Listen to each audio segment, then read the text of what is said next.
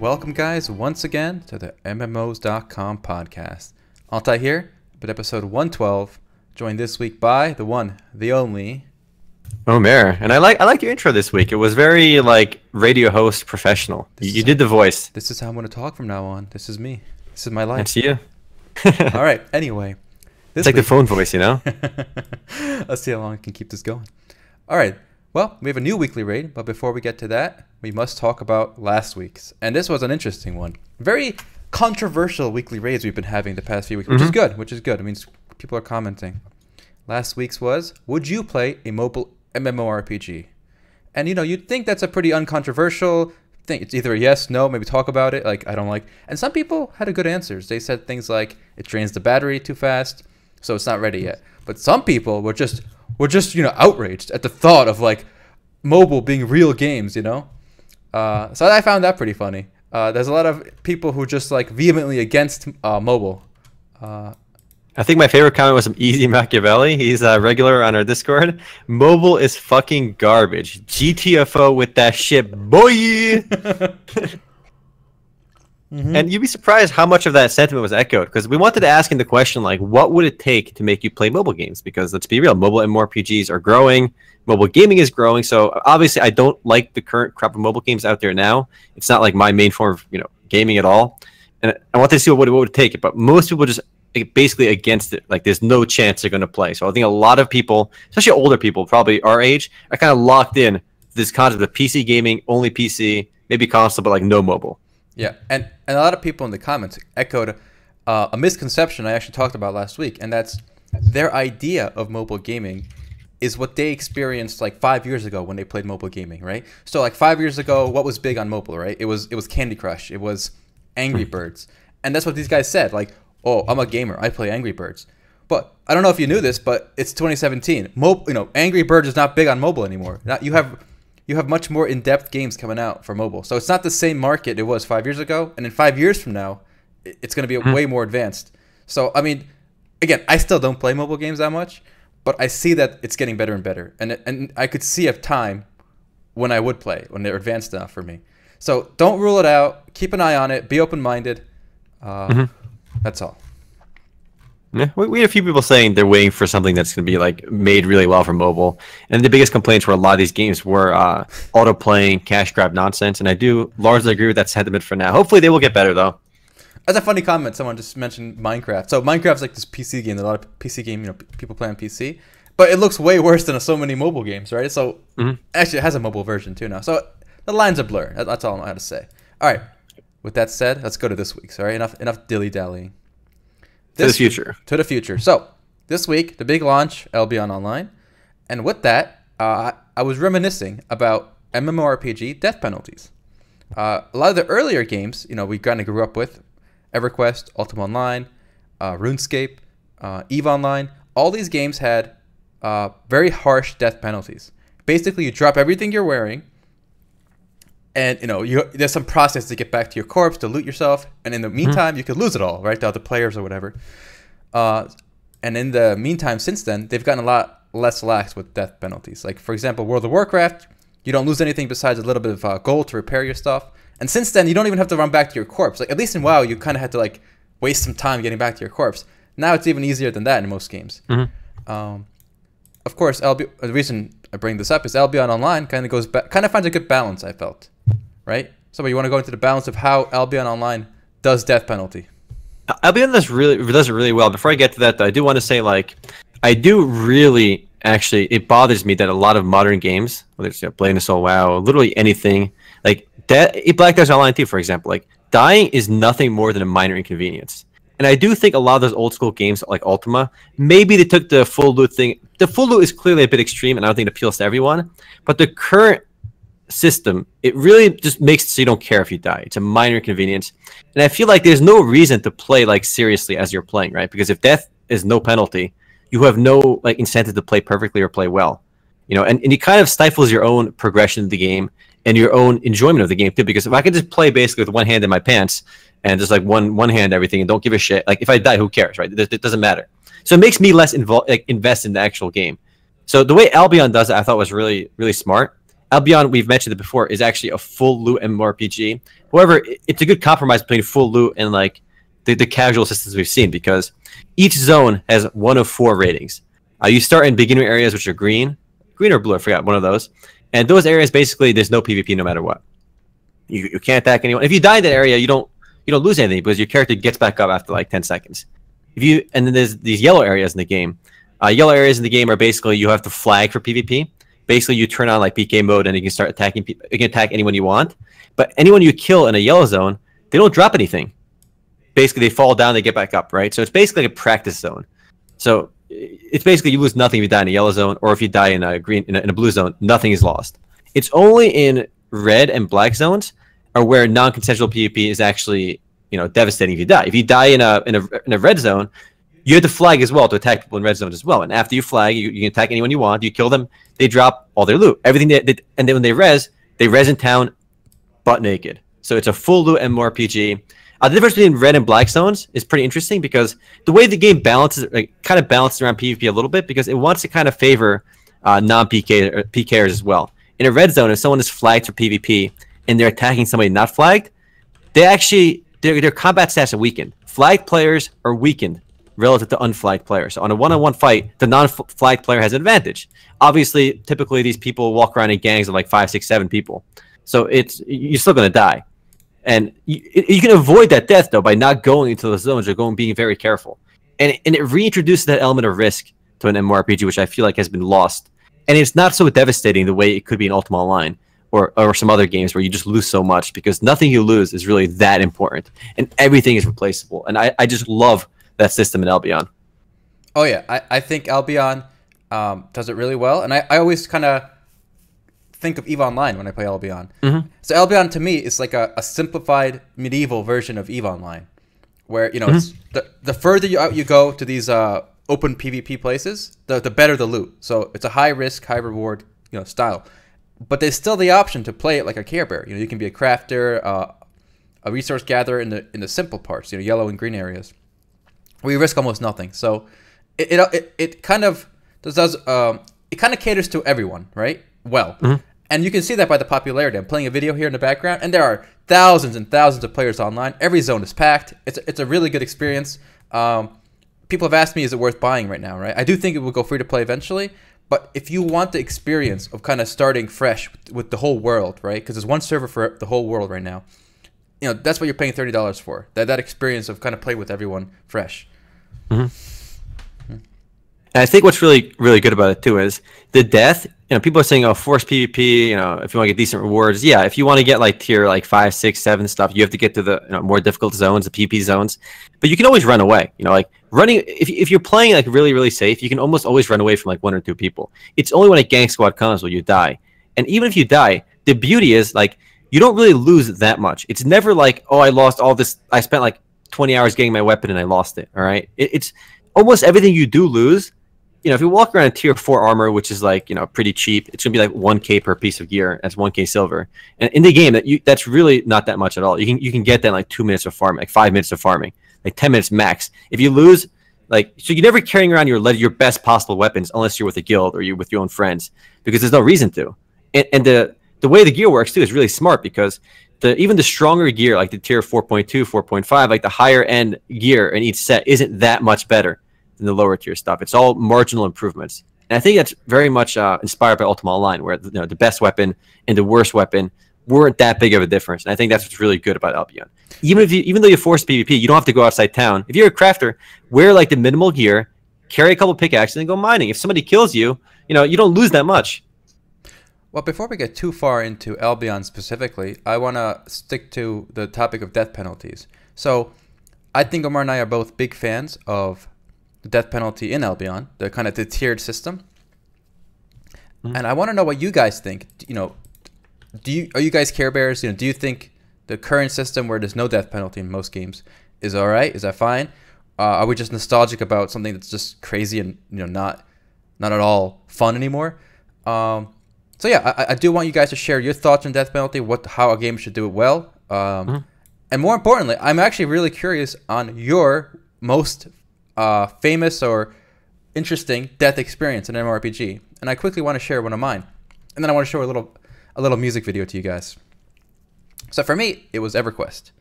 I was playing EverQuest, and in EverQuest, when you die, not only do you lose experience, but you drop everything. Everything stays on your corpse, right? And you respawn in town naked, and you have to get back to your corpse to loot yourself.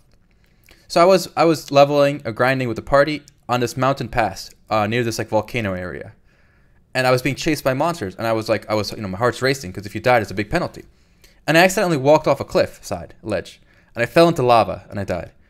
And there was no way for me to get my body back by myself. One, I had to get past all the mobs on the mountain, but then second, my body was literally in lava. So and you can't swim in the lava for more than a few seconds until you die.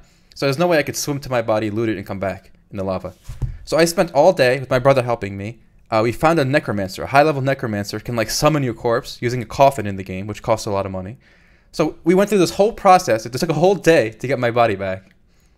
But it was memorable. Like years later, I still remember that day basically because of the hardships I went through to get my corpse back. And it's a good story because we talked about death penalties in games, right? And it doesn't always have to be like a full loot experience. Somebody in the chat said, like, I prefer the EverQuest death penalties because he doesn't mind corpse runs.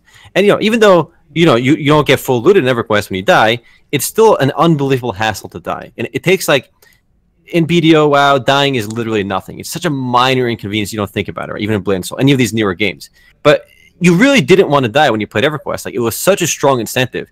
You might not even pull enemies that like have a chance of killing you because like if you die, it was a major setback. It took so much time, hassle, and you lose experience too. Like, it doesn't have to be a full MMORPG that has good death penalties. I think a good death penalty has to really make it so dying, like, you want to avoid death at all costs. Just like in real life, you should take the game a little seriously. And by doing that, games sort of get you more invested in them as well. It makes you, learn the best, get the best gear. It makes you want to play better. It makes you want to be more knowledgeable about the game because you don't want to die. As soon as you don't care about death, because it literally doesn't do anything, like, you lose any kind of investment in the game. You lose interest in getting better. And I think it takes a lot away from the game. And I've relearned that appreciation after playing Albion again because we did one of the runs, when I'm basically moving goods back and forth in Albion between a red zone and a Corleone and Fort Sterling, and you ended up dying. I got away, but we lost half our goods, in that little run. Yeah, and I think like what you said with the investment, like, for me, a good game or a good anything, right? It requires emotional investment. Like, a game has to make me angry. It's got to make me sad. It's got to make me happy. It's got to make me, if you don't have the full range, you're not invested. Kind of like a movie. Like, if it's making you cry or like sit up on your seat, it's engaged with you. So for me, at least for me, I don't know. I doubt everyone's the same. But I need to feel loss. Like, I have to be angry when I lose. Otherwise, I'm not invested. Right? It just means I'm not invested. So a few games can do that. And not just loss, it's the benefit of winning too, right? When you clear a raid boss, like with your guild or with a pickup group or something, and you clear for the first time after like wiping many times, that feels very satisfying. I feel like a lot of games, kind of have me like relaxed in my chair, showing no emotion as I play. Mm-hmm. And while I played Fortnite, for example, like I didn't have any moments in Fortnite where I jumped off my seat, I was yes, or my heart was pounding, right? It didn't really evoke emotion out of me. Mm-hmm. Whereas, I played PUBG the other day. Yeah, I had that feeling. I play Albion. Yeah, I get that feeling. Sometimes clearing some FF14, you get that feeling. And MMORPGs, typically clearing, content gives you that feeling as well. So a lot of games do have that. But it's good to have that feeling more often where you really do care. I think that's why MOBAs, I think, are doing really well. We talked about this before, but like the fact that MOBAs can get players to rage, it brings out emotion out of them. It means they're so invested in the game that they actually care about the outcomes. Oh, yeah. And I feel like so many games we lose that. We don't have that in so many games, especially MMORPGs. That's why I always defend raging too. Like, raging is a sign that the game has kind of pulled you in, right? Mm-hmm. So that's always fun. And someone in chat actually mentioned in Albion Online, taking all their stuff off and putting it in the bank, and then doing a naked run between a red zone and a safe zone.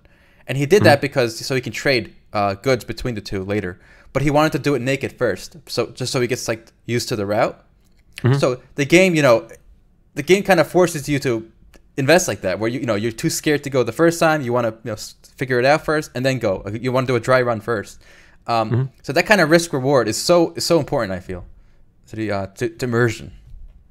And I can't emphasize enough. I think Albion's full loot system, I think, is pretty well thought out.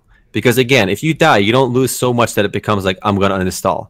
You get jumped by some PKs, remember there is a penalty for killing people too, because when you kill someone in a red zone, you actually end up getting a penalty on your karma in the game, or your reputation rather.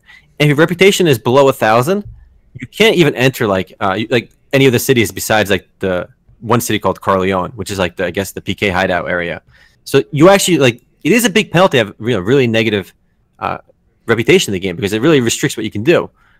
And if you can only enter this one city, you're restricted on where you can buy resources and stuff. So there is a penalty for mindless killing too. And remember, those PKs that flag, they're weaker against you in PvP. So the only place you can really have crazy mindless PvP fun is the black zones, which is like a separate continent. And in those black zones, everyone is flagged for PvP, and there's no reputation penalty for killing people there. So I think it's a pretty good balance, and you really don't feel like it's a big loss if you die, which I think is really, really smart of them. Yeah, and that's okay. I guess we can move on to Albion now. Mm-hmm. Albion, I can tell, was done by people who know what they're doing. Okay, can we just talk about how good the launch was for an MMORPG? Yes. Oh, phenomenal. Yes, there were some queues. You know, yes, the towns were a little stuttery until they fixed that. But I'm talking like day one of the regular Founders Pack release. You know, servers didn't crash. You know, unexpected. You know, if they did, they went down for maintenance for a few minutes or whatever. But the server handled tens of thousands of people concurrently with 500 plus on a single map just fine. And just compare that to so many other games, you know, these days that the servers crash the second that, you know, like 10 guys show up, right? So A+ for the team behind it. You know, they got some real people who know what they're doing working at this company. Yeah, I mean, it's phenomenal. Like, the only little issues I've seen, they had to restart a couple times due to bugs. Some people were getting stuck on their own islands. I mean, it wasn't a perfect launch, right? But it was unbelievably smooth, because once you got into the game, you generally had no problem. I had one issue when I was in Fort Sterling. When a map has like 1,300, like I think over 1,400 players is when it becomes like rubber bandy and unusable, right? But luckily, the player base is pretty dispersed. The game did a really smart job of basically giving players like, I think 5 starting towns, you said? There are 5, places you can spawn. So 5 spawning starting areas, which are basically islands, and each of those 5 islands lead to an area in the mainland, which I think there's 3 of those or 5 of those as well. 5 of those. 5 of those. So there's 5 like hubs into the mainland, and you basically spawn at a random one. And each of those zones is like 500 plus players in them. You know, when we started playing, there's probably still over 200 players in those zones. So the game dispersed players pretty well. And then I think there's capital cities as well. So it really distributed the player base decently, and it created, you know, a minimal lag, minimal crashes. You know, the queues, there were queues in the game. Like, I've had a 3,000 person queue. It was like a 30-minute queue, which really wasn't that bad. So I think they did a really smart job with their launch, where most games become unplayably laggy often, you know, very often. I guess the guys at Sandbox Interactive knew what they were doing. I think you said you watched a video of one of the programmers talking about the network and what, you know, how they built it. Oh yeah, they put a lot of thought into how they can, you know, lower the load. So for example, they talk about the low poly count of the character models, which is intentional. They talk about how, by the way, this game is made on Unity, and I know Unity gets shat on a lot by like the hardcore PC gamers sometimes, but this shows that Unity can do, you know, work just fine. It can be a competent engine, and it's interesting. A lot of these Western, you know, crowdfunded MMORPGs are actually on Unity. So other examples being Shroud of the Avatar, Crowfall, and Legends of Aria. So all of these are, you know, early access / alpha Western developed MMORPGs coming out, you know, this year, maybe next, that are on Unity. So we're gonna see what Unity can do and what they can do with Unity. I've been playing Albion, I think, now, because it tells you right when you log into your character how long you've played, like in your character creation screen. I'm at like, it says 1 day, 11 hours, so it's like what, 35 hours or so. You know, and it's only been out for like a week or so, but you know, I'm playing a decent chunk and I'm enjoying it a lot. And what's fun about the game, I think, is it really doesn't feel like a traditional. We played so many Korean MMORPGs, again, not to shit on Korean MMORPGs, but like this style of game is basically Ultima Online / RuneScape, like in a more modern like envisioning of it. Like it's some kind of variant of Ultima / RuneScape. Definitely. And I think you can do so much of the game besides core combat. Like crafting is actually really fun. Resource gathering is really fun because, you know, a lot of games have crafting systems that are really complex when they don't have to be. You know, in Albion, when you're crafting, basically, like there's different tiers of gear. Every tier of gear has like its own like 2 resources you need to make it. You know, I don't need twine. I don't need like 3 melted bricks. I don't need like an orc head. I don't need orc blood to make like one piece, you know, one set of boots. You know, you need like 3 iron bars and like 2 bronze bars, and boom, you got like it's so simple. resources don't require a crazy amount of stuff, Mm-hmm. and it's really streamlined. It's one of the few crafting systems I can get into right away. So both resource gathering and crafting was done intuitively, and the way the progression works too is pretty intuitive. The more you craft, you get better at that tier of crafting. The more rocks you gather, the better at rock gathering you become. The more ore you get, and so forth. It's really intuitive, and it lets you kind of do a little bit of everything. You can be a decent crafter, a decent bowman, a decent sword fighter, and it's only when you specialize do you really have to commit to something. So they did. Yeah, not to say it's unique, because it did follow in footsteps of EVE Online with the way the skill system kind of works. You can kind of learn a little bit of everything, but to be good at something, you have to really grind it out. So they did a lot of that really well. And what I really like is there is no cap on progression, kind of like EVE. So if you want, and you have the time, you can just, on one character, you can just learn everything. So the choice to specialize is a wise one, but it's up to you. You could just spend your time learning everything if you wanted to. And so I brought up something good in the chat. I mean, we've been praising Albion because I do like its core systems and its design really well. But it is worth mentioning that it's a buy-to-play game, and it's not perfect. They fucked up on a few things, namely, I think, the premium system. And normally, the way the premium works in the game, I think, is pretty awful. Basically, once you buy the game for $30, you get 30 days free premium. But it's one of those games where you actually basically need premium. You literally cannot progress in the game. You can progress, but you progress 4 times faster if you pay for premium. In free-to-play games, maybe a lot of free-to-play games, they sell double XP in the stores, right? And usually it's double XP in a free-to-play game you have to pay for. In Albion, you buy the game, and then you can get 4 times XP basically if you pay with the premium. I think it's a really dumb system. If it was free-to-play, I'd give it a pass, even though it's still a little bit excessive. Yep. But as a buy-to-play game, I don't think they should have done that at all. I mean, it's really, really bad the way the premium. You need premium if you want to take the game even a little bit seriously. If you want to play casually, if you don't have premium, I actually don't play it. If you can't get premium, don't play it. Yeah, it's actually crazy. And the worst part, I'm someone who usually defends, pay to win or whatever, because it's play the game or don't play the game. It's your choice. You don't have to complain. But the fact is, they kind of obscured how pay to win the game is, and that's what bothered me. So if you look at the premium features, right, list, it says 50% more fame gain. So fame is experience, like the skill gain. 50% skill gain, that's fine, right? If you pay, you get 50% skill gain. That makes sense to me. But then you also get 20 learning points a day, only if you pay. Those learning points let you instantly learn a skill once you're only 1/3 of the way filled. So not only do you get 50% faster, but you only need to get 1/3 as many points as a free player.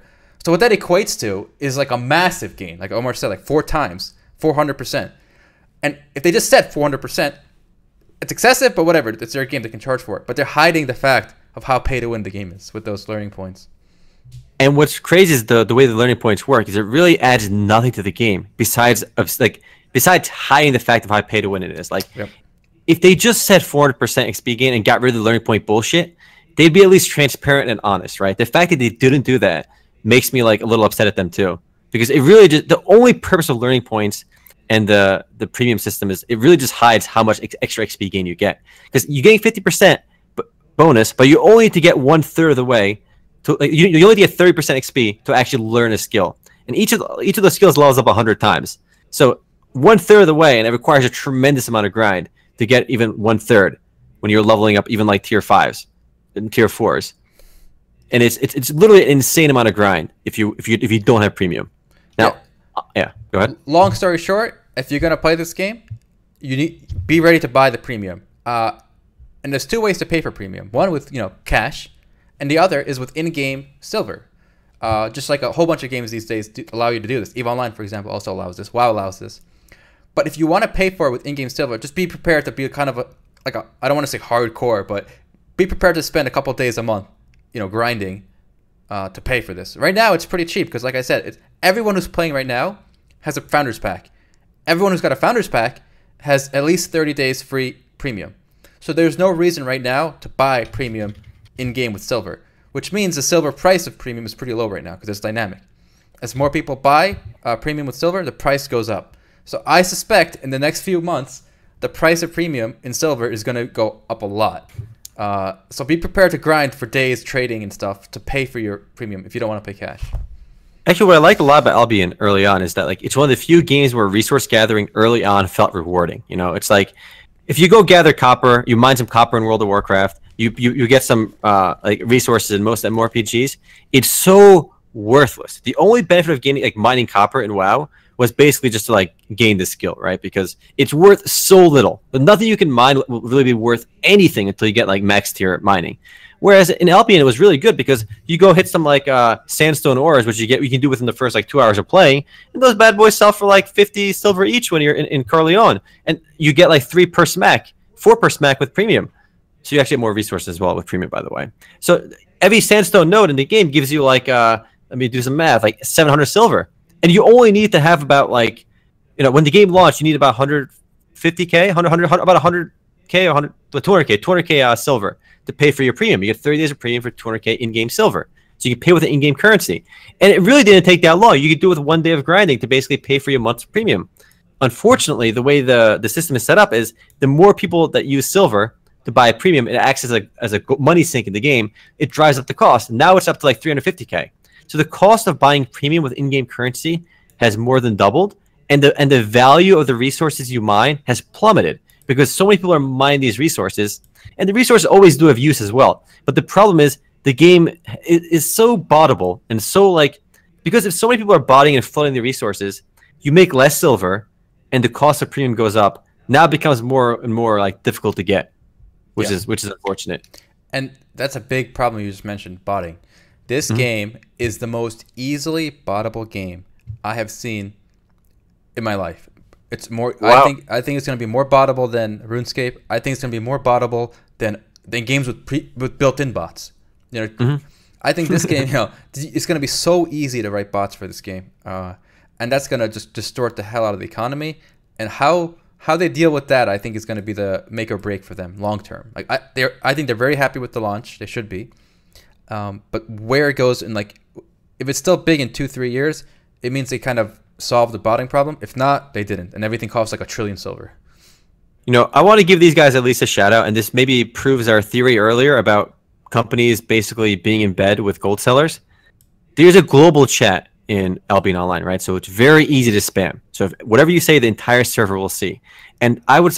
There's no official player statistics numbers yet, but I would say there's over 25,000 players on the game. 20,000 is pretty conservative. I'm gonna say 25, 30,000, possibly more. You know, a lot of people are playing Albion. It got a super successful launch, which, you know, you'd think based on what we've seen in Revelation Online, in basically every single Korean MMORPG launch, a crazy amount of spammers, right? No, that's not the case, because there are actually mods online in the global chat in the game that will literally right-click ban people if they're caught spamming advertising websites. You know, we've seen, it was mind-blowing how many people were spamming gold-selling websites in Revelation when the game was basically Founders Pack access only. So anyone in the game had to literally buy a Founders Pack to play Revelation and advertise. I've seen a few people spamming gold-selling websites in Albion. They got banned within 5 minutes. And almost always the chat is clean.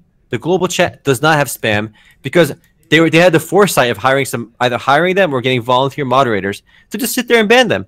Like every time you ban somebody in Albion, they have to buy a new game if they want to keep spamming. Every spammer has to pay $30 to keep spamming. It's such an obvious fix that it blows my mind that buy-to-play games even have this problem to begin with.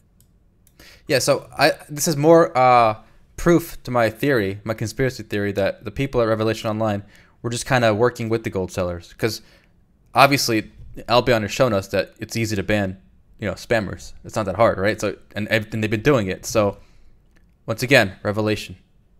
And spoilers, guys, Revelation has more resources than these guys do because they're owned by My.com. You know, the publisher's My.com. They're a giant Russian internet company, you know? It's like the Google of Russia. So they have tons of resources, but they didn't handle the botting system, the spammers. And we've seen no game, like almost no game handles the gold spammers that well. But here's Albion, this indie, do we call him indie? This crowdfunded game that just handled it with grace, you know, basically right from the get-go. Spammers got banned, boom, done. It's so simple. It's so simple.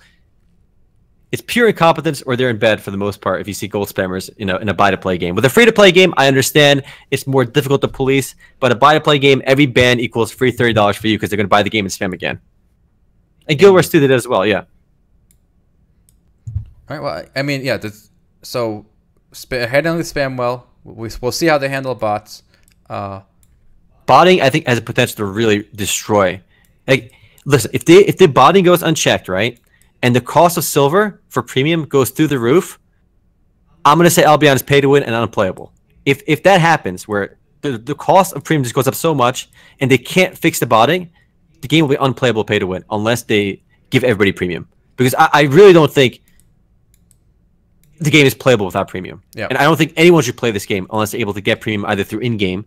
The benefit now is you can actually farm enough money in-game to get premium, and it works pretty easily. But the moment that option's off the table, Albion's pay-to-win garbage. I'm saying it right now. I really enjoyed the game. I have already 35 hours into it or so. I'm really loving the game. It just, you got to be real with yourself. Just because you like a game, you got to call it for what it is. It's pay-to-win garbage if you can't, if the cost gets out of hand, it'll become pay-to-win garbage. Right now, it's good, though. All right. Right now, it's good. If it costs money, it's garbage. You heard it here first. You can't have a buy-to-play game with that bullshit system. Yeah. If it's free-to-play, it gets more of a pass, even though it's still garbage then. But buy-to-play, you can't do it, You can't do it. The thing is, the premium features in Albion are so in your face. Like, you see how behind you are if you don't have it. And in a lot of games, you don't see it, right? So it's more invisible until late game. So yeah, that's an issue. But I think the pros outweigh the cons. It's definitely worth trying if you're into this kind of sandbox gameplay. The mega server, great idea. A lot of games are doing this now. Whether it's Elder Scrolls Online, Black Desert Online, EVE Online, Albion now. I think every MMORPG should have some kind of mega server with channels if they have to. That's the way to do it. You can't just have 2K people on a server and then call it like an MMORPG open world. I can't emphasize enough how important I think it massively is in an MMORPG. Otherwise, it's just an online game. I mean, we often call a lot of games MMOs, even though a lot of people don't view them as MMOs. But for an MMORPG, if you don't have the player base, it's really it kind of defeats the purpose of being an MMORPG. I still value the fact that honestly, just when I log into Albion and I see the town's mega packed, I see all these people bustling around, buying, selling, moving shit around, talking in town. It really makes me want to play the game more. If I see it empty and dead because there's 20 servers, it's garbage. It's not an MMORPG. You kind of lose that that feeling, and it's so important, I think. Yep. All right. Well, to Albion's health. All right. To Albion's health. I'm enjoying the game so far. If anyone has Albion, add me in game remote. We can gank some people together. Should be fun. Actually, you know what's funny? They're gonna have some competition soon from another Western developed Unity PvP game, and that is Crowfall. Crowfall is actually having a live stream right now, where they're kind of I guess the developers are showing the game. But this is also Unity. The graphics are a little more in depth. It's going for that third person, 3D world rather than the isometric 2D kind of concept. But it's very much gonna be a PvP centric MMORPG as well.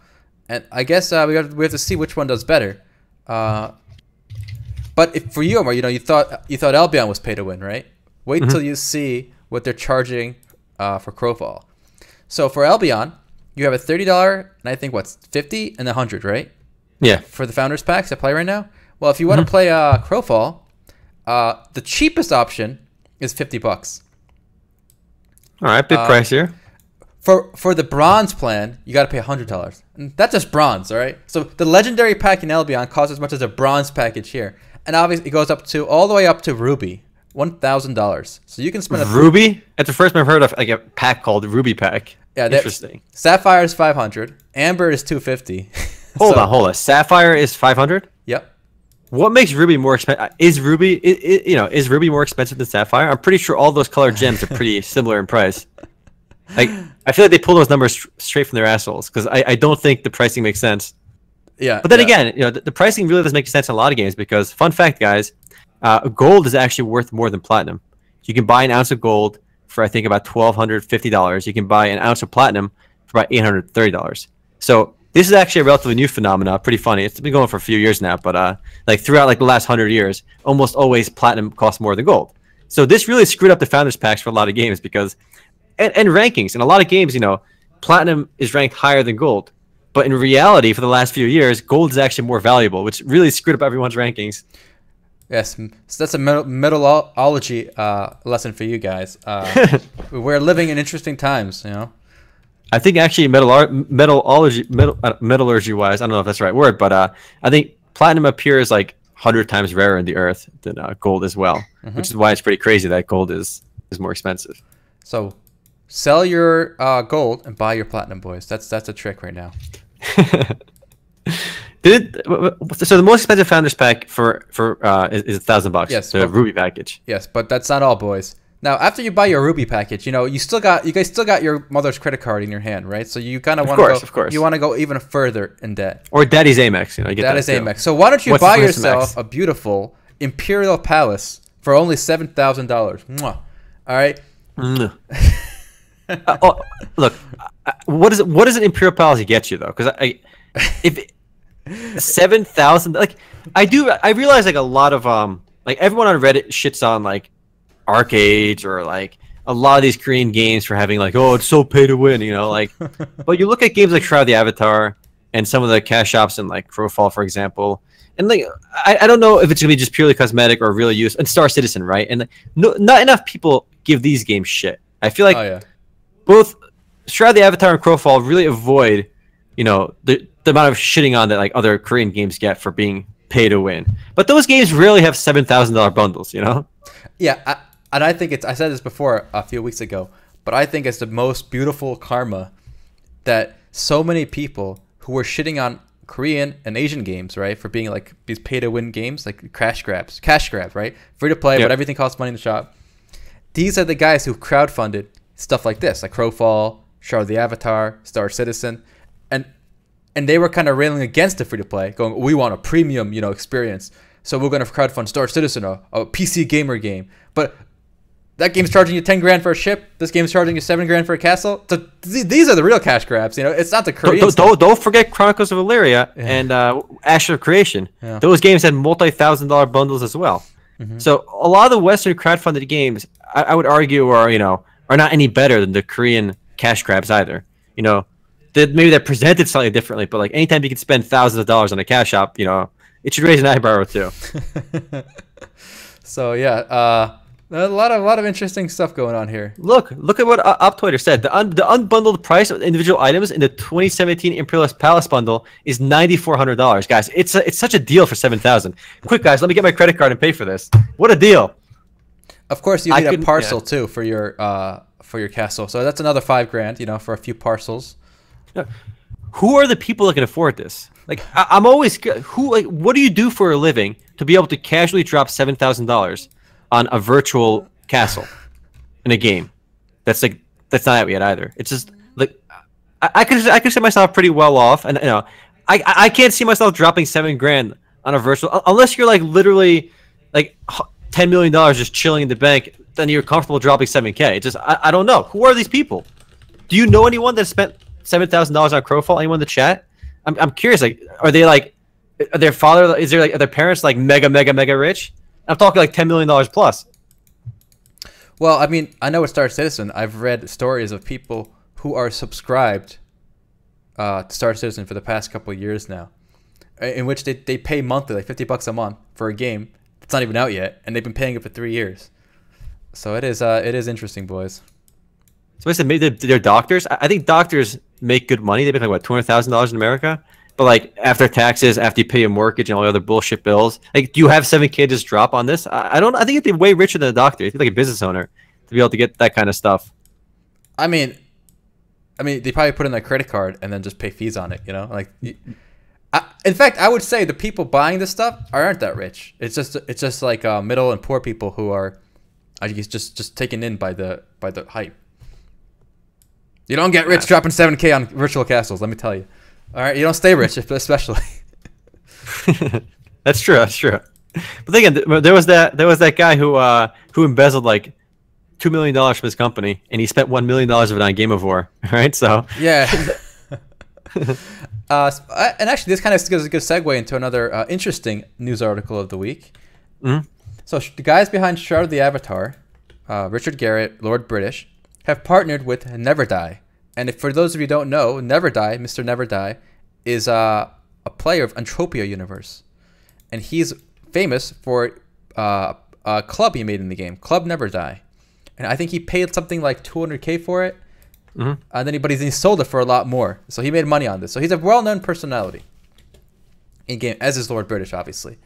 And together, they're kind of promoting this new ICO, which is an initial coin offering, which is something enabled by Etherium, which is a cryptocurrency that you have to mine with your GPUs. So this is very complicated stuff. Basically, from what I can gather from the charts in this 20-page PDF, is they want to build some kind of currency that works throughout all games. Okay, so they want a single currency, a token you can get, and you can use it in different games. You can earn and use it between games and stuff. Basically, you pay them money now, and then you get shares or tokens in this scheme they have, and it's supposed to pay you all back in like X years.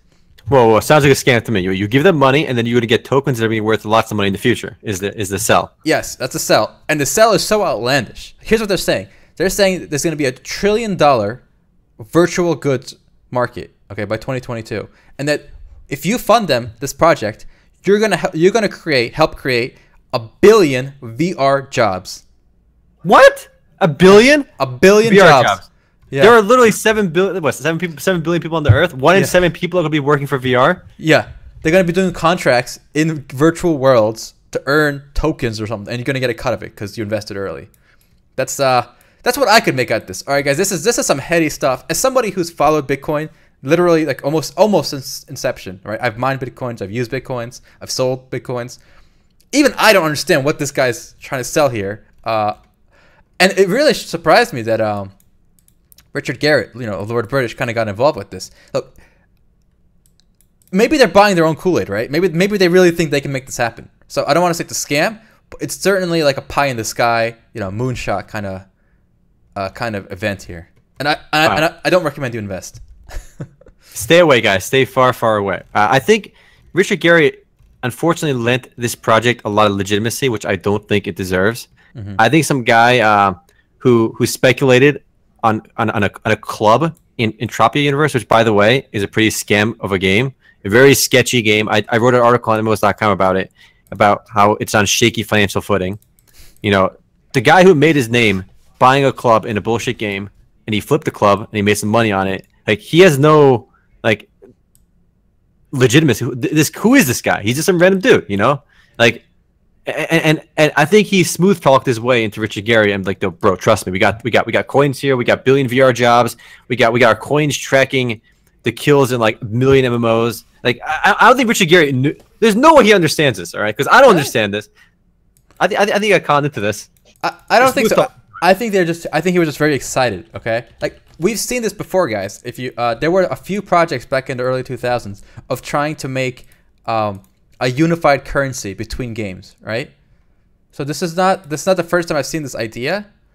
They're just trying to do it with Bitcoin, or not Bitcoin, Ethereum, which is like Bitcoin. So that's where I think the problem comes in, when they're trying to do this fancy stuff. Okay, let's take a. Are you on that white paper? Can you look at page 5 and tell me what the fuck is going on there? Page 5. And maybe the viewers can help me. Maybe I'm just too dumb to understand what's going on with a schematic of a smart monster contract. All right, what the fuck is this? All right, so here's how this works. Apparently, I challenge you to figure this out. I'll drop the link again so you guys can follow along here. So we're gonna use the Wolfram Alpha programming language to kill monsters, and then in the Ethereum blockchain, it's going to reward you with currency that you can sell to somebody else. I don't know. His loot gets cross-cycled back into the economy.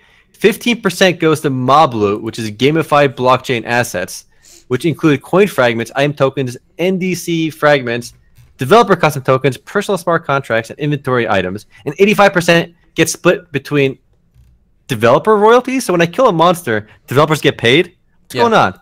So how are they getting paid? Well, okay, if you go to chart, if you want to see the full picture here, boys, you got to go to page. What page is it? 13. Okay. Yeah, let's go straight. Let's get the full. Maybe you guys can enlighten me. Maybe I'm just dumb. Basically, they want this club They want the Neverdie ICO to basically power literally all of like gaming and technology. So if you can see here, they think they can embed themselves as a connection between like developers, VR, players, servers. There's a lot of shit going on with this flowchart. This flowchart is flowing everywhere, boys. There are lines here. What the fuck? Yeah, what is so going on? I don't know, man. This is, and actually, Shroud of the Avatar is the first third-party game to partner with this Neverdie for this project. So this is the now what does this mean for Shroud of the Avatar players? Like in Shroud of the Avatar, can I earn these kind of these tokens now that I can in the future use for a different game? I don't know.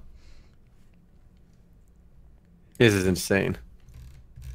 I also very strongly doubt these VR projections that are going to go from $7 billion. If you go to the next slide, that the VR projections, VR is $7 billion apparently today, and it's going to be in 4 years, $75 billion. Well, even that, I don't get it. Like, is this a VR thing? Is this like just a gaming thing? Like what, like, I think he's just throwing all the hype together. Like VR's in hype. Cryptocurrency is currently in hype, you know, so just connect them somehow. And you got a project. And if you go to the homepage here, let me link this as well. So here's where it says like 1 billion jobs in VR. Watch how together we can create a new digital frontier for employment. And here we go. Here are the two boys. Here are the two avatars here. John Neverdie Jacobs and Richard Lord British Gariott. So what's unfortunate and crazy about this is I think he's going to raise a lot of money, and the reason being, it's using something called Etherium, which is another Bitcoin-like cryptocurrency, and a lot of these, a lot of people are investing in what's called these ICOs, and this is some form of ICO where they're trying to sell these digital tokens. And I've seen a lot of bullshit projects raise like millions and millions of dollars because there's a lot of speculation going on that basically anything that looks semi-legitimate gets money thrown at it. So I think this Mr. Neverdie is going to make a lot of money off this. I don't think this is going to go anywhere, but the guy who makes this is going to make a lot of money. My personal prediction. Yeah, and look, so far, you know, Bitcoin and cryptocurrency has been going on for a few years. I mean, the main point of it so far has just been speculation, not really transaction, maybe some gambling. So I don't want to completely shit on these guys. No, I do. Okay. If you say they have 1 billion VR jobs, by when? I think 2022. There's no way in 2022 1/7 of the world population will be working. It's literally impossible. 1/7 of the world population doesn't work in like anything. maybe like farming if you count all the subsistence farmers in the world. But the number is so out there that it's plain stupid. You know what I love? You can't take him seriously. I love this picture of the two working together. You have this guy with his slicked up hair, and then you have Advisor, Lord British, right? And there's a picture of him literally in a spacesuit in space. Like that's how far, you know, he's not on the same planet as us. But here's the thing. These guys might be crazy, and this idea might be crazy, right? But at the end of the day, it's crazy people. Like if 1 in 1,000 crazy people pull off their crazy idea, that's true. That moves our world forward, right? That moves the world forward. So while these guys might not be the right crazy people, I'm glad that there are people like this doing crazy things like this. Because, like I said, 1 in 1,000 would actually work. So good for them. I hope whatever this guy is dreaming happens, but it just seems so pie in the sky that it's hard to take seriously. Yeah, it's okay. So they raised 12,000 Ethereum to date. So how much money is that, Amar? In my crypto, I'll tell you right. So they raised about $200 each. So yeah, each Ethereum coin, I think they're called Ether, is worth $200 right now. That's a lot of money they raised. Hold on, let me tell you. Let's bring up the old calculator here. They raised 12,000. I think they're gonna raise a lot more. 12,000 times 200. They already raised $2.4 million, guys. All right, so that's $2 million in his pocket. And by the way, since this is done with cryptocurrency, there is no chance of a refund. You know, like it's impossible. Yeah, there's no legal people who apply for a refund in like Star Citizen today do get it eventually. They get their refund, but there is zero refund policy with Ethereum. It's one way, baby. I think they give referral fees too if you get people, if you rope people in. Oh, I love it. Whenever there's a referral, you know, you gotta question what's going on. Hold on, they give you listen. If you put a Twitch banner to this, this is pretty sketch. Take a look at this. Take a look at their I'm looking at it in Twitch chat. Okay. Look at that. They have ICO bounties. So if you post a video on YouTube, right? If you have 1 million plus subscribers, they give you 5,000 Neverdie coins, 5,000 VRG, 6,000 VRS, and 6,000 TPT per video. Okay, let's see how much we can get. Okay, we can get 500 Neverdie coins for free if we post these bullshit videos. If you put on Facebook, you get 5. Does this count? If we upload this to YouTube, shitting on them, that still counts as talking about it. Oh, right? You're right. Yo, this podcast is going on YouTube. We're in. Boys. I'm gonna demand we get paid. Let's see what the rules are. Oh, you must create at least 3 videos to qualify. Uh-oh. Oh man, unfortunately, we can't get it, guys. So they have a Twitch program too. If you have 1 million subscribers, so the more people you rope into this, and the more you spread this, the more you get paid. Nice. Yeah, you get paid in tokens, which have no value anyway. He's not paying you in Ether. He's paying you in his tokens. Yeah, tokens he can print. Yeah. So the way it works, Ethereum allows you to like do these spin-off tokens and put them on the blockchain on the same chain as Ethereum. I think that's how it works. But we'll see. So you do get, if you give them Ether, you get paid in these Neverdie coins, which supposedly are gonna give you dividends later when people use smart monster contracts to kill monsters in VR. In 2030, when there's 1 billion people doing this for you, so that's the goal. Okay, so look at their wallet page. Have you seen their wallet page? That's pretty confusing too. Oh my god, what is going on? Access wallet. Let's find out. Are they serious? What is that? Do you like my avatar? This robot? Yeah, I have the same one. Why are there like 15 different coins? I can't count. There's actually like 18 different coins. Well, each one. Remember, each coin is for each game. Okay. Yeah. So each game or virtual world is gonna have its own token, and you're gonna get paid. Somehow, I don't know. Okay, so clearly when somebody kills a monster, and if I give them money, when you kill an orc, I'm gonna get like $5, right? Yeah. Sounds legit, bro. Seems legit. That's a plan, boys. The Tsunami robot. Did the Tsunami robot have a name? I'm pretty sure he did have a name. Forgot his name though. Yeah. Anyway, so someone just mentioned a really interesting thing. Whether this is a scam or side, is this a future you guys would be interested in? And yeah, I think about this kind of stuff all the time, and I think that's why they're finding people to fund it, because a lot of people that are into cryptocurrency are really, future, people interested in the future and sci-fi and stuff. So it's compelling stuff, and I do think we're going to get to a world where companies and individuals are going to issue their private digital currencies, and then we're going to have on our phones or whatever, or visors, a wallet with like thousands of different currencies.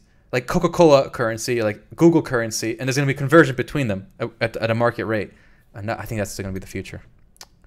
All right. I strongly recommend if you're watching this podcast, do not invest in Neverdie coins. Okay, stay away. There's been a lot of these kinds of ICOs where they try selling these tokens. The tokens is never worth what you pay for them. I don't think there's been a single one of these ICOs where the token value is increased. So it goes right into the shitter. Yeah, so it's a fun idea, guys. You can if you haven't read about Bitcoins and stuff, it's a fun little hole to go into, but it's like a black hole, guys. You might get sucked in and just go crazy. So that's a risk. Yeah, digital coins are very interesting, and I do hope they can make their way into online games and be useful. But as is, it's just a fun fascination. If you're plus if you play games, I feel like most gamers are above average, like technological savvy. So it might be something worth reading into just for fun. Yeah, I mean, fun fact, Omar and I, we made good money off Bitcoin. So if you guys are smart, if you like, technology, you can actually get into it now. Ethereum can be mined at home with AMD GPUs. So if you have a few AMD and GPUs laying around, you might think about mining, turning into a miner, IRL. Digital miner, mining of the future. And it's pretty funny because of the GPUs actually end up mining these Ethereums, and they have value. Almost every AMD GPU is sold out. Whether you go to Best Buy or Amazon, they're sold out everywhere. Everyone's buying these GPUs in mass to start getting these digital coins. Pretty fun stuff. All right. All right. I also wanted to say about Albion before we get too far away from it. After playing Albion too, I thought was pretty. I think Albion is going to kill a lot of like the Ultima Online-esque MMORPGs, like the hardcore full loop games. Like I don't think there's room in the market for a game like Legends of Aria, really? Shards Online. Yes, after playing Shards Online, yeah, they're not the same, right? But they're clearly both inspired by the same like kinds of games. And I think because Albion was first to market, it has such an advantage that I don't think there's gonna be enough people willing to pay for Legends of Aria. Not just Legends of Aria. Arcfall, for example, like this is a game I think is already dead in water. I did a video for it already. I doubt you've even heard of it, right? No, it's this no. old school I'm dropping a link in podcast chat. It's a game it's on Steam right now actually for buy to play, and it's this old school Ultima inspired game. If you look at the interface to it, I mean, it doesn't it kind of remind you of Albion Online. Yeah, it does. It does. It's got that look. It's got the same like gameplay style, basically Ultima inspired. And it was not even close to finish when I did my video. But the fact that Albion is out now and has such a big player base, people interested, I think it instantly killed literally dozens and dozens of these games that were in development. And even like Shroud the Avatar, for example, I don't think I played Shroud the Avatar. I didn't get too far into it, but I think Albion is going to kill that as well. Any kind of interest in that style of game is going to go towards gravitate towards Albion, which is already very big right now. Yeah, and I think even like you said, Shards Online, it's an old video we did for it. But yeah, even this kind of looks similar to. It looks it's a little more detailed, but it basically kind of looks like Albion, right? Hopefully, it finds a niche. It's a much nichier game because the thing about Legends of Aria, which used to be Shards Online, is it's going to allow players to make their own server. So I think it's going to be good for small groups of people that just kind of want to play with themselves. Like a small group that wants to play internally. I just can't see enough room in the market for all these other games. And I'm honestly kind of blown away how big Albion was too.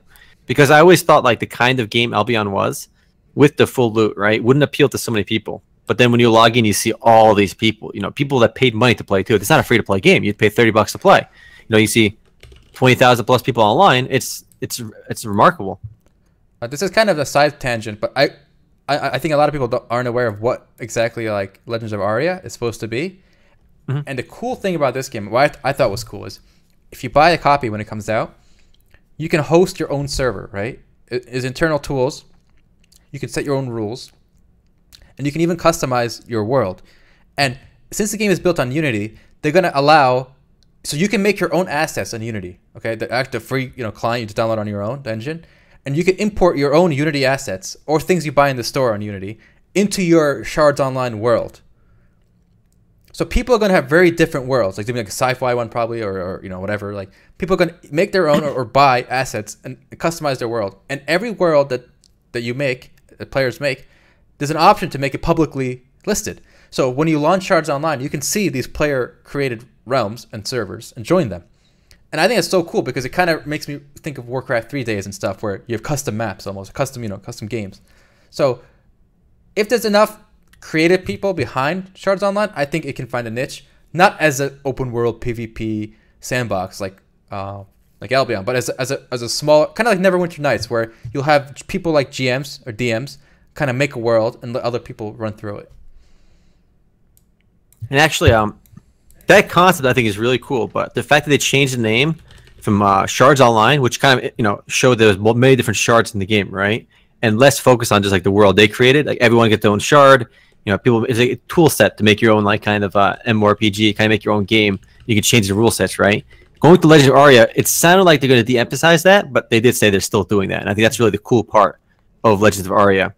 And we've seen games like Minecraft, for example. I think people love making their own shit, right? Minecraft has amazing mods. It's got countless surfers. And the ability to kind of make your own game within a game, I think with MMORPGs hasn't been fully explored yet. We've seen Roblox, for example, too. Like you can do a lot in Roblox, make your own mini games, do all this cool shit. And people like that. Like this whole Minecraft, Roblox style of player-created content hasn't been done with MMORPGs yet. We've seen...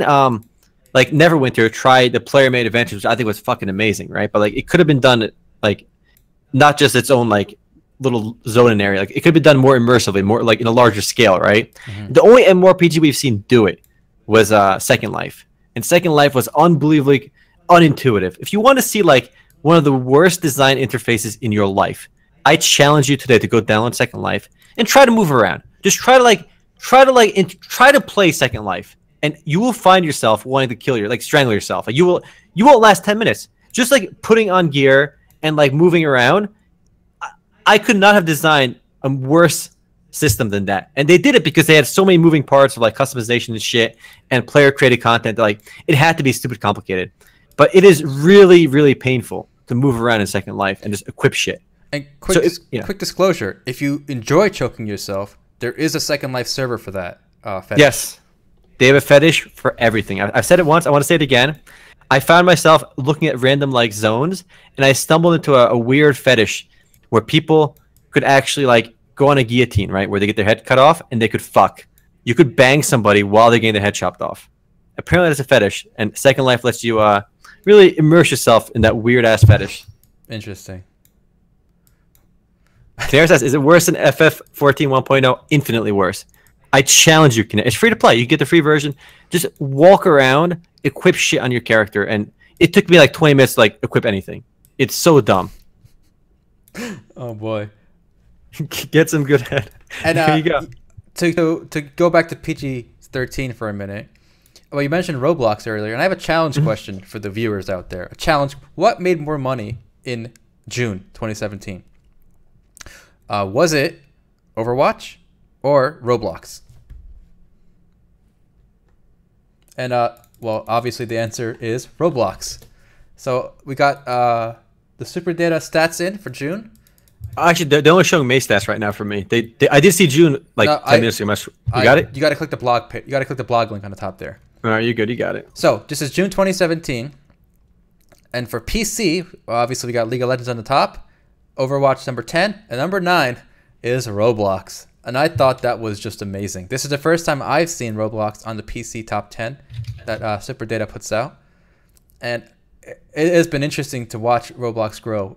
This game is older than Minecraft, and just recently, I think with their mobile version is really what took them over the top. They've been killing it. They've been making money hand over fist. And again, it shows you how powerful that whole player-created content thing really is. And I think the next generation of MMORPGs that really shakes things up is going to be this emphasis on player-created content. And I was kind of hoping Aria would, experiment with it, and then we'll see how it goes with them.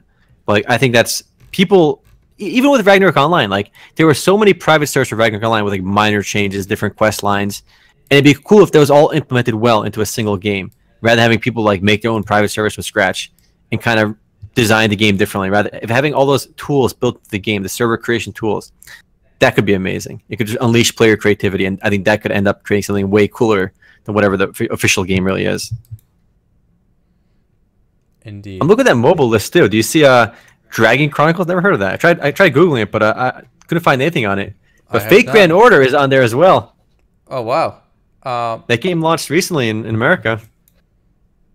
You know what's crazy too? That Crash Bandicoot remake actually is number 9 on console right now. That's pretty impressive. Mm-hmm. That shows you the power of nostalgia, and I think we've all seen with movies, TV shows, remake games. Like, what's amazing about a lot of these franchises that go on for a long time is even if they stop, right, they can always relaunch a nostalgic re-release, and it's going to sell well. Like Final Fantasy is a good example of that. They're re-releasing a lot of their games on Steam, on mobile, and people are just buying it again. They're just slight, tweaks to it. Speaking of nostalgia, I'm excited for a StarCraft remastered coming out next month. There you go, nostalgia right here. I already pre-ordered it. One of the very few games in my life I've pre-purchased. I'm not optimistic still. If the game is like BattleNet custom map scene is thriving, I'll probably buy it to play with you. But if not that, I'm gonna avoid it. How much was it anyway? I think it was like $15. So it's not expensive. $15 isn't bad, because I was gonna say if it's 30, it's a bit too much. And like 15, it might be you might be able to do it. $15, so not too bad. Dragon Chronicles is a Facebook game apparently, because I googled it, I couldn't find anything because it says mobile, but alas, no luck. Honor of Kings is still number 1 on this list, and I've been playing it, Honor of Kings, still on and off on my own phone. Actually playing on the mobile version, and it's pretty fun. I don't think it's out in America just yet. It's still going to be launching, I think, in September. I've been playing the Dutch version. If you live in Europe, I think a lot of European countries have the game out already. Not sure why Europe got it first, but I guess they're beta testing it before they release it in America. But it's pretty fun. I think it's going to do really well here too. All right, and speaking of nostalgia, if you liked Burning Crusade for World of Warcraft, the first expansion, you had a bit of a sting to your nostalgia. For some reason, this guy spent 4 years creating so far the most realistic, most accurate, I should say, Burning Crusade server. And within hours of going online, he got shut down. He had thousands of players. It was very nice. Everyone was so hyped. Now, my question is, he received a cease and desist from Blizzard, obviously. But my question is, why was this moron hosting this in America? Like, why did he think he would get away with that? I don't know what he was thinking. I mean, it's so obvious that they're going to shut you down if you're in America. I mean, he spent 4 years of his life on this. It's an important part of his life. I don't know why he thought he'd be immune from, you know, Blizzard's ire. And if everyone's telling me he's going to get shut down too, and what do you know, guys? They were right. Yeah, I mean, I don't know. It's just weird. Now he says he might release the code, right? Mm-hmm. But here's the thing: if you're going to release the code, you got to just do it and not say anything, because then you can play dumb. But if he says, I'm thinking about releasing the code, if he actually releases sued up the ass. Yes, if he releases the code now, he's just going to get sued by Blizzard for like intentionally, like, you know, leaking their shit. And he's going to have a huge judgment on him for like the rest of his life. But if he just leaked it and didn't say anything, he could have been like, I don't know, I guess somebody hacked me. You got hacked, trip trip. That was the play. Yeah, I don't, this guy needs some legal counsel from shady people on the internet.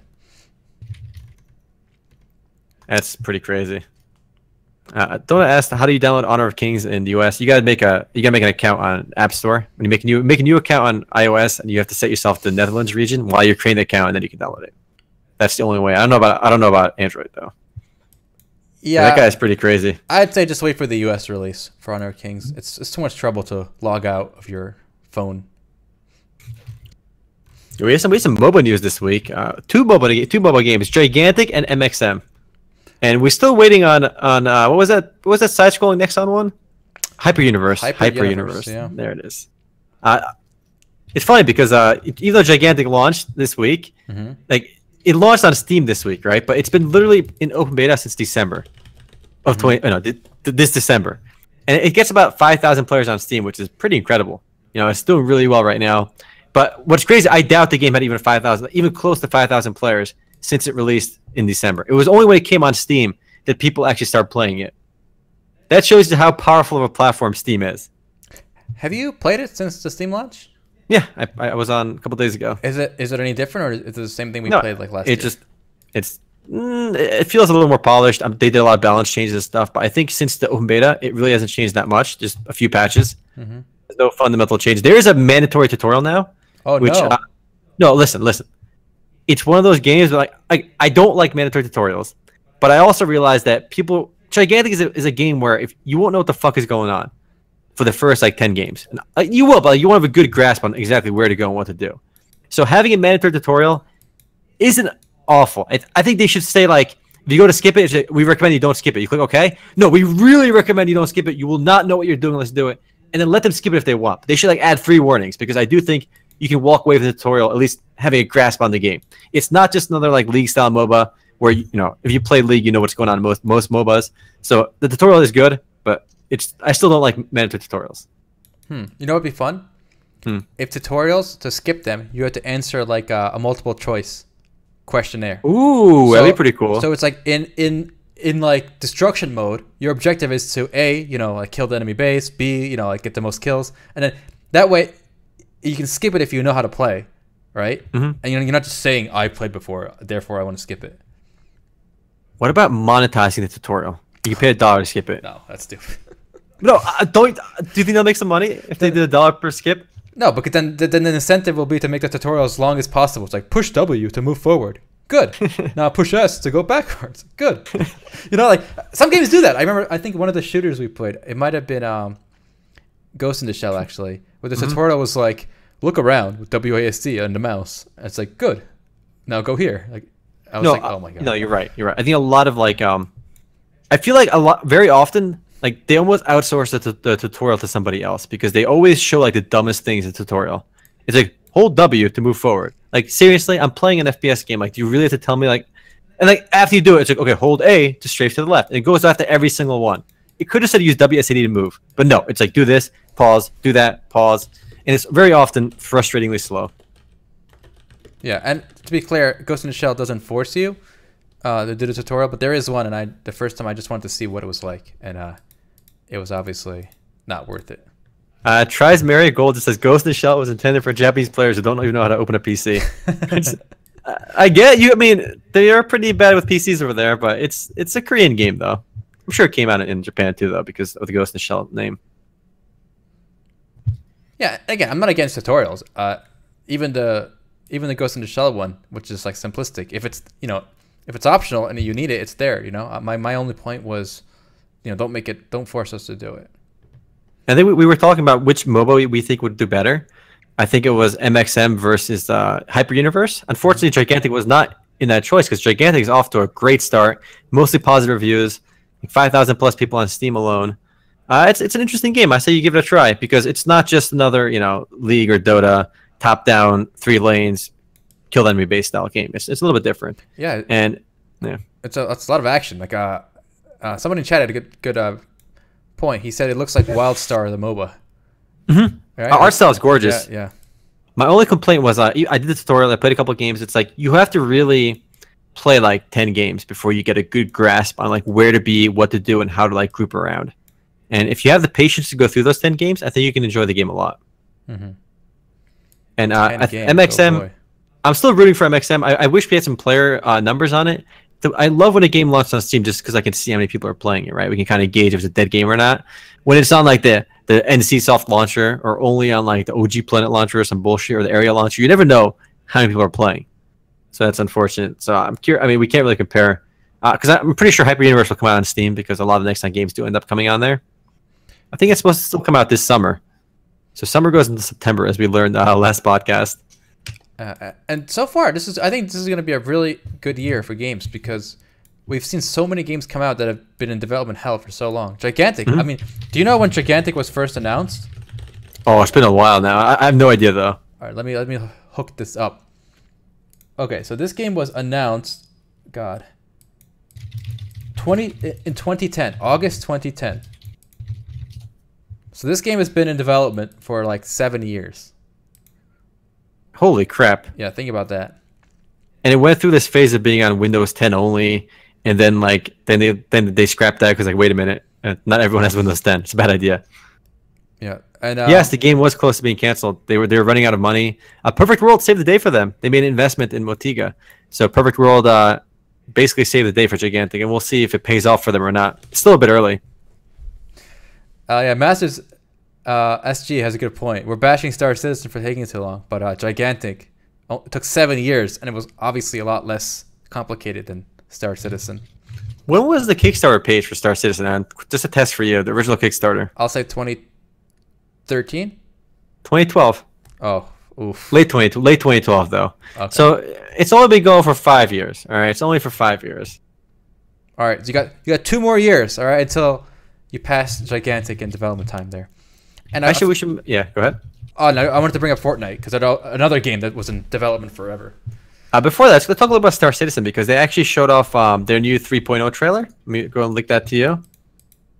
Mm-hmm. And so that should be coming out in August of basically late next month. Add a bunch of shit to the game. They're making progress, right? Which is always good to hear. But what's pretty odd is that actually I think in that article somebody left a comment about wait for it to load here. Yeah.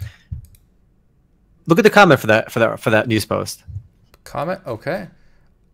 People are saying, oh, this guy said, oh, hey, Star Citizen also knows, hey, wasn't that game supposed to come out years ago? No, Star Citizen and Squadron 42 is a much, much bigger and better than was originally planned to be released in 2014. Players wanted bigger and better, hence they kept making the game. Basically, he's defending the game, saying, oh, it's so good, it's going to be so much bigger than before, right? And I think he ends that by saying, oh, it is interesting that the MMO game leads the way. Hopefully, big publishers and developers with much more resources take notes. That's where this comment nagged me. You can't say Star Citizen and then, oh, like other big publishers with more resources. Cloud Imperium Games has raised over $155 million to date for Star Citizen. That's more money on developing a project than practically any other video game in history. The only other games that pass that are like a handful. You have Star Wars The Old Republic, which cost about $200 million to make. There's maybe like 1 or 2 other games.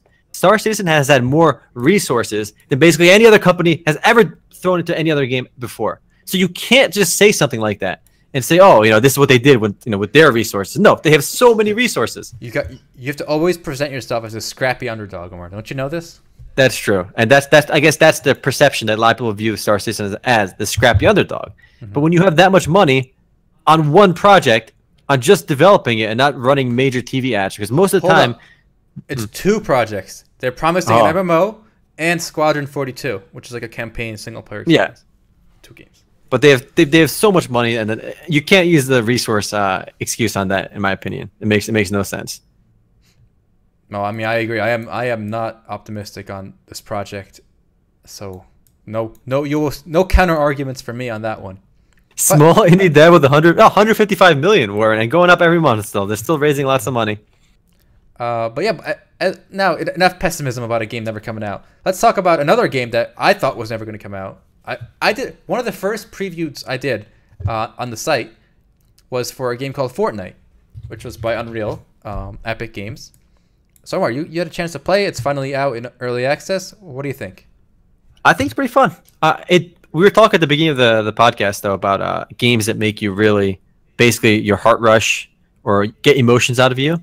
And while I didn't have that in Fortnite, it was still fun. Like, it was just very polished game. It's a weird mix of genres. It has basically like the sandbox crafting of like Rust or Minecraft meets Orcs Must Die style traps, where basically zombies will fall into your traps too, and then like this zombie survival FPS element too. It's a really polished game. It will be free to play when it comes out, but it's unfortunately right now until 2018 you have to buy it to play it. It's like $30 or something.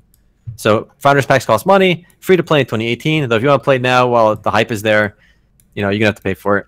You know what's funny? Pretty fun though. I haven't played this yet, and just watching your video, right? You put up a few days ago. Mm-hmm. The first thing I thought of this looks like 3D Albion. Like if you, I don't know if you're looking at the video, but it's basically looks like you're playing Albion, but 3D. No, you're right. Yes, it actually really does look like cutting that. the wood, the rocks, Mm-hmm. But obviously, since this is made by Epic Games, this is not Unity. This is Unreal Engine. Mm-hmm. So, and it runs buttery smooth. That's probably one of the strongest points for the game. It just runs really, really smooth, and it's the fact that you can just build literally anywhere is nice too. It's got that sandbox element to it, and the crafting is kind of like almost like Rust. I think of Rust, of all the survival games I've played, Rust had like the simplest base building and like the most intuitive base building system. So it was nice to see something like that over here as well. But this is not a sandbox, is it? Like, you're in some kind of stage. No. Yeah. No, it's stage based, which is a bit odd. It's you go through stages, almost like Warframe. You go through stages. You click a stage and it queues you up with like 4 people, and everything you get through one stage, you can kind of like take the resources back. All the resources are persistent: your weapons, your ammo, your guns. So that's all persistent with you throughout the stages. Mm-hmm. And you can also bring the resources back to like your hub world, which is basically your own little island area. You can build a base there that's persistent, which is kind of cool. Yeah, it sounds pretty cool. I'll probably wait till I wait for the free to play. I'll wait for free to play. Nah, I can't blame you. It's fun if you're gonna play with friends, like a local co-op game with like 4 people. It could be really fun. What is the max number per like round or whatever? Like I think 4. 4? Okay. 4. So it's just pure co-op, right? Not PvP? It's pure co-op, I believe. And there's a lot. It is grindy to unlock all the talents. There's like persistent progression with talents, and you unlock recipes. There's a lot of gotchas too, because you can only craft weapons that you get like recipes for, and you get those through gotchas in the game, which you get like at the end of every stage. You can like, depending on how well you did, you pull a reward from a chest, different tier rewards, and you complete quests, you get like more gotchas. So the rarest stuff obviously is better, which is a bit weird because like if you have a tier 1 like assault rifle or like a pistol in green, it's gonna be worse than like an epic tier pistol, which is just basically almost like the same gun but just more damage. I mean, I love co-op games. This kind of looks to me like a cartoony Left 4 Dead. Yeah. I don't know if that's fair. Yeah. But but here's the problem with co-op games, guys.